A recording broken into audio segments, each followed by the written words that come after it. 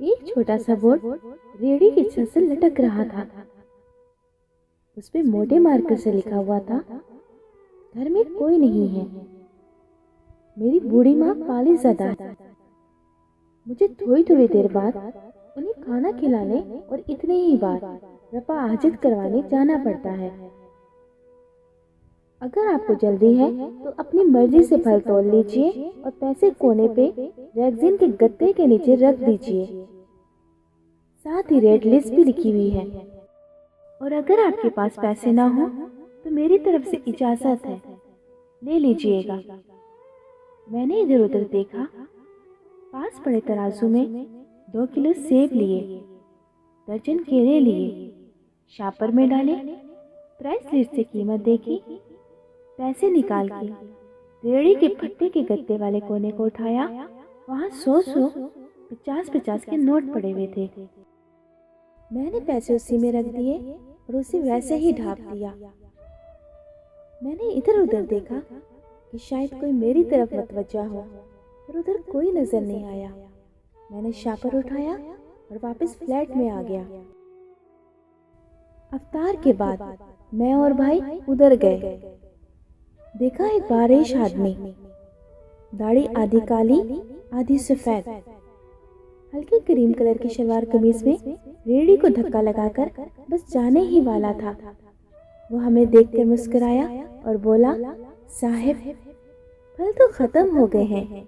नाम पूछा तो बोला खातिम हुसैन।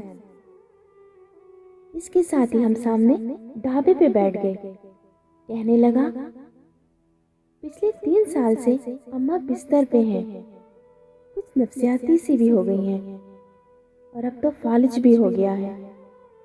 मेरा कोई बच्चा नहीं है, बीवी छोड़ के चली गई है। सिर्फ मैं हूँ और मेरी अम्मा है। अम्मा की देखभाल करने वाला मेरे सिवा और कोई नहीं है, इसीलिए मुझे हर वक्त अम्मा का ख्याल रखना पड़ता है। एक दिन मैंने अम्मा के पाँव दबाते हुए बड़े नरम लहजे से कहा, तेरी तमारदारी को तो बड़ा जी करता है, पर जेब में भी कुछ नहीं है। तू मुझे कमरे से भी तो हिलने नहीं देती। तू कहती है तू जाता है तो जी घबराता है। अब तू ही बता, मैं क्या करूं? अब क्या गैब से खाना उतरेगा? ये सुन के अम्मा ने हांफते कांपते उठने की कोशिश की। मैंने तकिया ऊंचा करके उसको बिठाया, टेक लगवाई। उन्होंने झुर्रियों वाला चेहरा उठाया, अपने कमजोर हाथों का प्याला सा बनाया और न जाने रब्बिल आलमीन से क्या बात की। फिर बोली, तू रेड़ी वहीं छोड़ आया कर, तेरा रिज़्क मेरा मालिक तुझे इस कमरे में ही अता फरमाएगा। मैंने कहा, अम्मा क्या बात करती हो, वहां छोड़ आया करूं, कोई चोर उचक्का सब कुछ ले जाएगा। आजकल कौन लिहाज करता है, बिना मालिक के कौन खरीदेगा।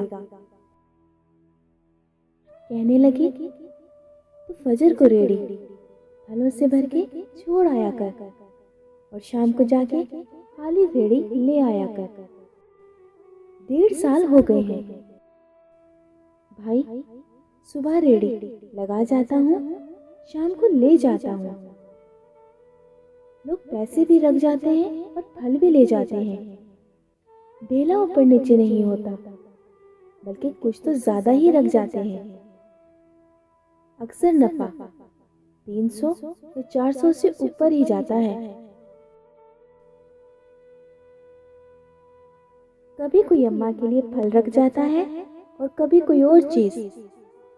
परसों एक पढ़ी लिखी बच्ची पुलाव बनाकर रख के गई थी और नोट लिख के रख गई कि ये अम्मा के लिए है। एक डॉक्टर का गुजर हुआ, वो अपना कार्ड छोड़ गया। कार्ड की पुश्त पे लिखा था, अंकल अगर अम्मा की तबीयत न संभले तो मुझे कॉल कर लीजिएगा, मैं घर से आके पिक कर लूंगा। किसी हाजी साहब का गुजर हुआ तो अजवा खजूर का पैकेट छोड़ गए। कोई शॉपिंग करते हुए गुजरे, फ्रूट लेते हुए अम्मा के लिए सूट छोड़ गए। रोजाना कुछ न कुछ मेरे रिज़्क के साथ मौजूद होता है। ना अम्मा हिलने देती है, ना खुदा रुकने देता है।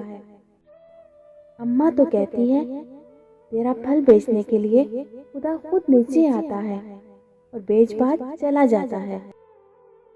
जी हाँ दोस्तों, हमें भी अपने वालिदैन की खिदमत करनी चाहिए। जो लोग अपने वालिदैन की खिदमत करते हैं फिर अल्लाह पाक भी उनकी मदद फरमाते हैं और दीनों दुनिया में उनकी भलाई होती है।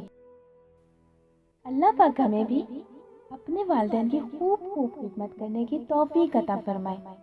आमीन या रब्बुल आलमीन।